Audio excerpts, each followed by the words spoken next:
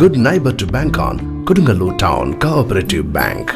17 ബ്രാഞ്ചുകളിലും anywhere banking സംവിധാനം. സഹകരണ മേഖലയിലെ റിസർവ് ബാങ്ക് ലൈസൻസ് ഉള്ള കൊടുങ്ങല്ലൂരിലെ ഏക കോഓപ്പറേറ്റീവ് ബാങ്ക് എന്ന ബഹുമതിയും KTC ബാങ്കിന് സ്വന്തം.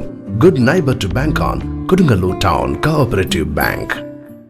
പാലിയംതുരുത്ത് വിദ്യാർത്ഥിദായിനി UP സ്കൂളിൽ വായനാ ദിനാചരണം നടന്നു. PTA പ്രസിഡന്റ് റനീഷിന്റെ അധ്യക്ഷതയിൽ വിദ്യാർത്ഥിദായിനി സഭ ഓഡിറ്റോറിയത്തിൽ വെച്ച് നടന്ന ചടങ്ങിൽ കൊടുങ്ങല്ലൂർ താലൂക്ക് ആശുപത്രിയിലെ സ്കിൻ സ്പെഷ്യലിസ്റ്റും ഗായകനുമായ ഡോക്ടർ ബെനീഷ് ബാബു ഉദ്ഘാടനം ചെയ്തു.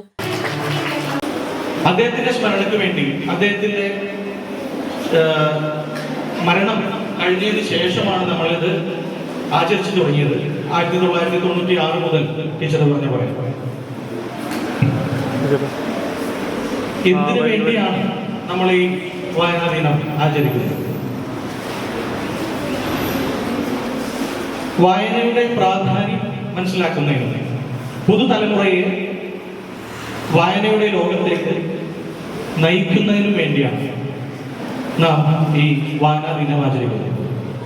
2017 മുതൽ ഇന്ത്യ ഗവൺമെന്റും ഈ ഒരു ദിവസത്തെ അംഗീകരിച്ചു.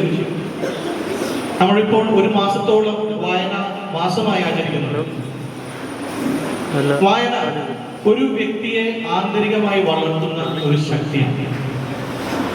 ഒരു പുസ്തകം, ഓരോ പുസ്തകവും ഒരു പുതിയ ലോകത്തിലേക്കുള്ള ഒരു വാതിലാണ്.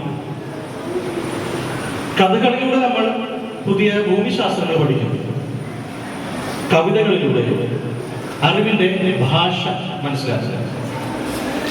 ഈ വായന ശീലമാകുമ്പോൾ ഭാഷ സമ്പാദ്യം, അതേപോലെ തന്നെ ഭാവനാശേഷി ഇവയൊക്കെ വർദ്ധിക്കുന്നു. പ്രധാനാധ്യാപിക ഷീന ടീച്ചർ സ്വാഗതം പറഞ്ഞു. വിദ്യാർത്ഥിദായിനി സഭാ പ്രസിഡന്റ് MS വിനയകുമാർ വായനാദിന സന്ദേശം നൽകി. വായനാദിന പ്രവർത്തനങ്ങൾ വിജയികളായ കുട്ടികൾക്കുള്ള സമ്മാനദാനം സഭാ സെക്രട്ടറി EN രാധാകൃഷ്ണൻ നിർവഹിച്ചു. സമ്മാനാർഹരായ കുട്ടികളുടെ അവതരണവും നടന്നു.